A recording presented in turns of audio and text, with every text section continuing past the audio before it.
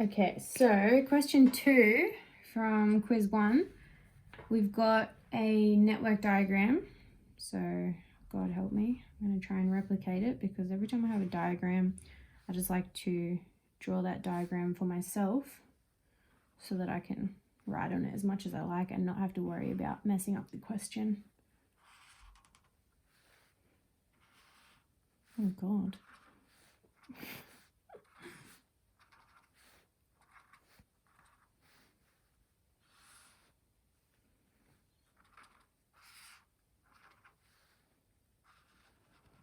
Okay, this looks nothing like the diagram, but the general gist of all the important edges and vertices are there.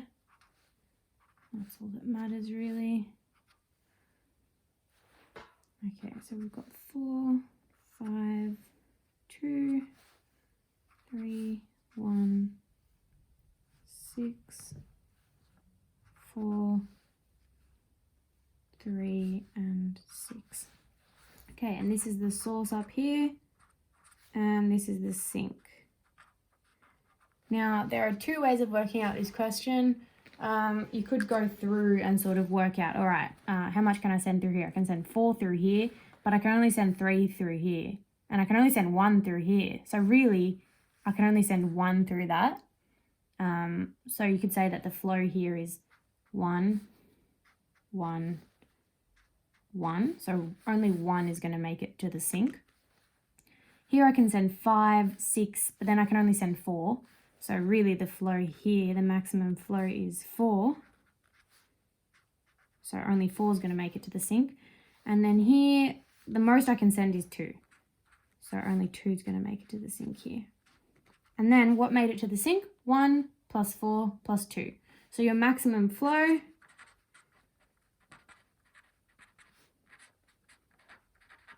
is 7. So that's one way of doing it. And there is another way as well. If you remember from your textbook questions, maximum flow is equal to the minimum cut. So that's actually a really quick trick for working out maximum flow. If you can find a cut that goes through and cuts off the source from the sink completely, so if you can draw a line that goes through and cuts off source from sink, and you can find the smallest of those cuts, so the one with the least amount of flow, that's also going to be your maximum flow.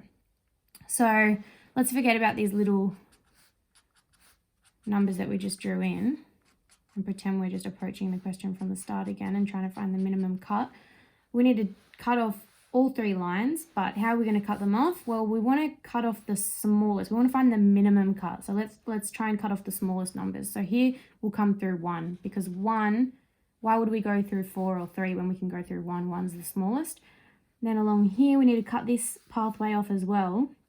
So should we go through 5, 6, or 4? We go through 4 because it's the smallest. And we also, there's still a pathway here from source to sink, so we need to get rid of that one as well. We need to cut through it. And we can choose 2, 3, or 6. So we choose 2 because 2 is the smallest number. So we're cutting through 1, 4, and 2.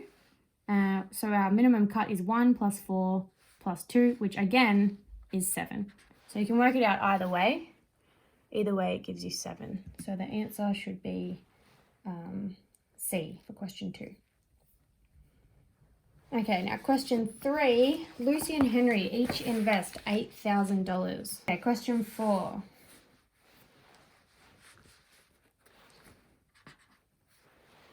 The locations of 3 towns, A, B, and C, are shown below. Now I can see a diagram, so I'm just going to draw that myself so that I can write on it.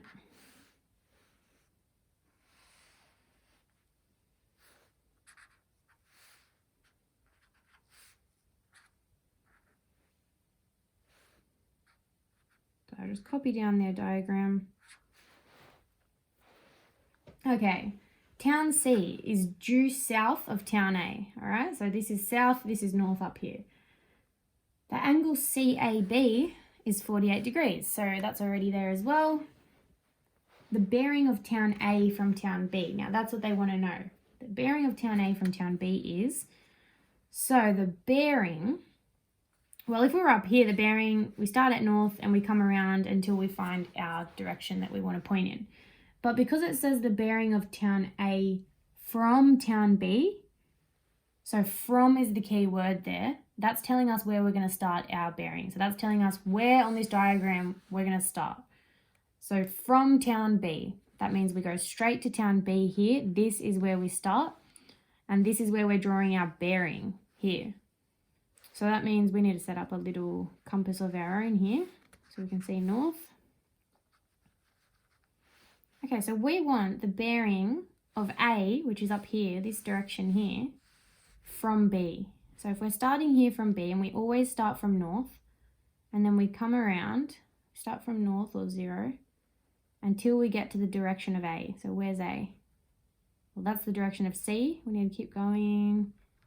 So this line here is what takes us to A. So this is the bearing that we're looking for. Now, we know already that this here is a 90-degree angle from north to east. From east to south is another 90-degree angle. And then from south up to west is another 90-degree angle. So we know already that this bearing here, that stops here, we know that's 270. So we know that our bearing is going to be 270 plus this little angle here, this extra little bit of the bearing. Okay, so we need to work out what this angle is. And we have already got some information over here. We've got this angle here. And now we know we've got two parallel lines as well. And we've got a transversal cutting across these two parallel lines. So straight away, I can already see that this is an alternate angle system here. This Z shape here, that can help us with alternate angles, all right? So we know that if this is 48 degrees here, the alternate angle over here in this Z shape is also going to be 48 degrees, okay? Because alternate angles between parallel lines are the same. So we know that's 48 degrees, and we just want to find this angle here. That's not the angle we want. We want this little angle in here. So how are we going to find this angle? Well, if we know that in total,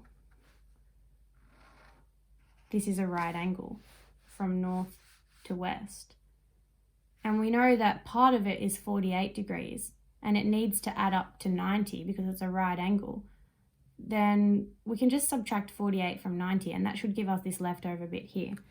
So 90 minus 48 is 42. So that means this angle here that we were trying to find is 42 degrees, okay? So we've got 270 plus this angle here, which is 42 degrees. So 270 plus 42 is 312 degrees. So that's our bearing. That's our true bearing. So our answer is D for question 4.